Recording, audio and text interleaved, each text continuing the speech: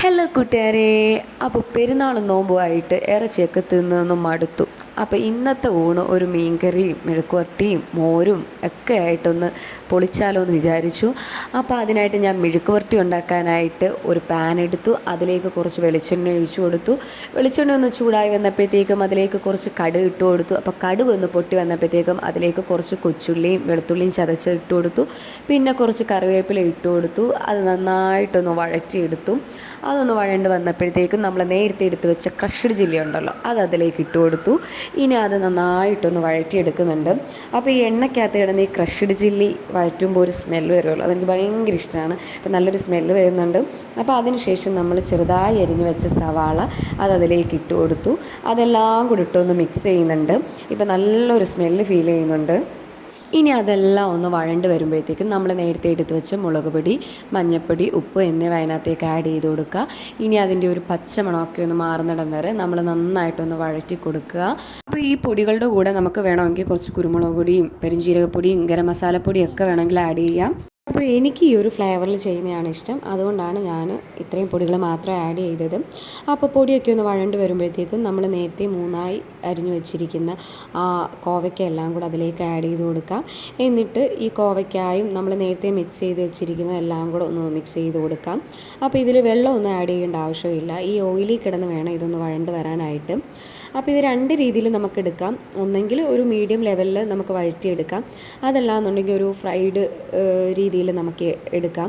അപ്പോൾ ഞാനിതൊരു ഫ്രൈഡ് രീതിയിൽ എടുക്കാമെന്നാണ് വിചാരിക്കുന്നത്. എനിക്ക് കുറച്ചും കൂടെ ഒന്ന് മുരിഞ്ഞിരിക്കുന്നതാണ് ഇഷ്ടം. അപ്പോൾ നമുക്കിതൊന്ന് അടച്ച് വെച്ച് വേവിക്കണം. ഈ അടച്ച് വെച്ച് വേവിക്കുമ്പോൾ നമ്മൾ ഇടയ്ക്കൊക്കെ ഒന്ന് തുറന്ന് നോക്കിയിട്ട് ഒന്ന് വഴറ്റി കൊടുക്കണം. ഇല്ലെങ്കിൽ കരിഞ്ഞു പോകാനുള്ള സാധ്യത വളരെ കൂടുതലാണ്. അപ്പോൾ ആ സമയം കൊണ്ട് ഞാൻ ചോറിനുള്ള പരിപാടി നോക്കാമെന്ന് വിചാരിച്ചു. അപ്പോൾ ഇവിടെ അംഗസംഖ്യ വളരെയധികം കുറവായതുകൊണ്ട് ഞാൻ കുറച്ച് അരി മാത്രമേ എടുക്കുന്നുള്ളൂ. അതുമാത്രമല്ല, അന്നന്നാണ് ഇവിടെ ചോറ് വെക്കാറുള്ളത്. പിറ്റേന്നത്തേക്ക് എടുത്ത് കഴിക്കുന്നത് ഇവിടെ ആർക്കും അത്രയ്ക്ക് അങ്ങോട്ട് ഇഷ്ടമല്ലാത്തതുകൊണ്ട് ഞാൻ കുറേശ്ശെ അരിയിട്ടാണ് വെക്കാറുള്ളത്. അപ്പോൾ ഞാൻ അരി നന്നായിട്ട് വാഷ് ചെയ്തെടുക്കുന്നുണ്ട്.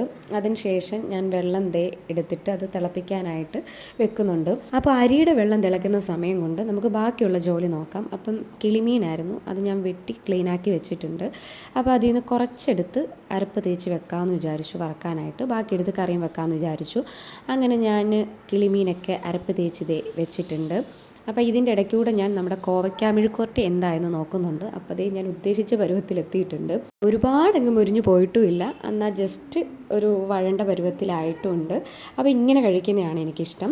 അപ്പോൾ കോവയ്ക്കയുടെ പരിപാടിയൊക്കെ കഴിഞ്ഞു. അപ്പോൾ അതിന് ശേഷം വേണ്ട വെള്ളമൊക്കെ തിളച്ച് മറിയുന്നുണ്ട്. അപ്പോൾ അരിയൊക്കെ വെള്ളത്തിലിട്ടതിന് ശേഷം ഞാൻ തുണിയൊന്ന് കറക്കാനിട്ടിട്ടുണ്ടായിരുന്നു. അപ്പോൾ തുണിയൊക്കെ ഒന്ന് കറക്കിയിട്ട് വന്നപ്പോഴത്തേക്കും നമ്മുടെ ചോറൊക്കെ ഒന്ന് തിളച്ചിട്ടുണ്ടായിരുന്നു.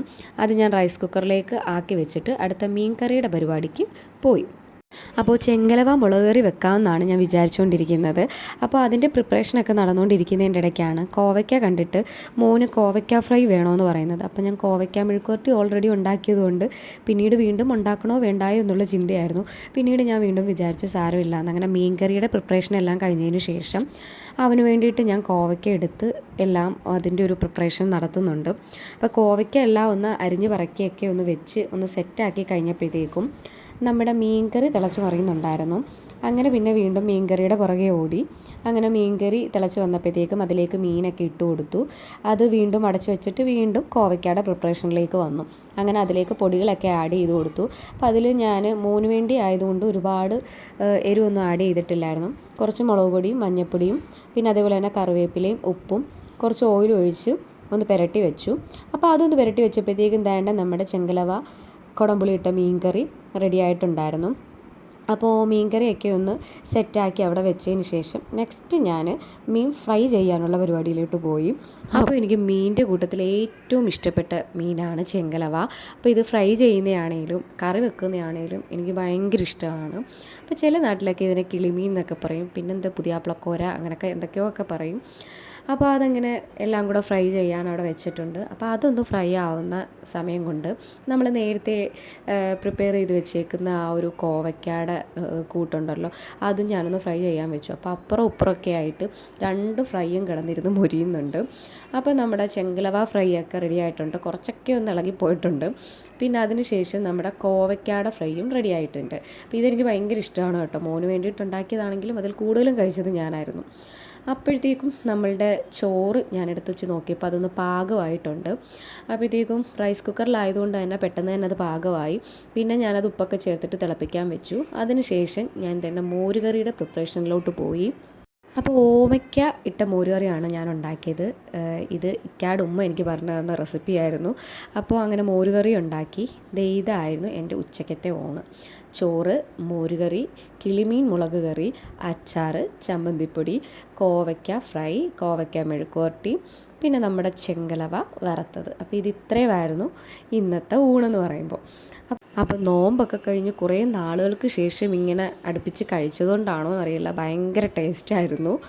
അപ്പോൾ നിങ്ങളെല്ലാവരും ഊണ് കഴിച്ചോ കൂട്ടുകാരെ? കഴിച്ചില്ലെങ്കിൽ പെട്ടെന്ന് പോയി കഴിക്കണം, ആരും വിശന്നിരുന്നൂടാ. അപ്പോൾ എൻ്റെ വീഡിയോ എല്ലാവർക്കും ഇഷ്ടപ്പെട്ടെങ്കിൽ ലൈക്ക് ചെയ്യുക, ഷെയർ ചെയ്യുക, സപ്പോർട്ട് ചെയ്യുക. താങ്ക്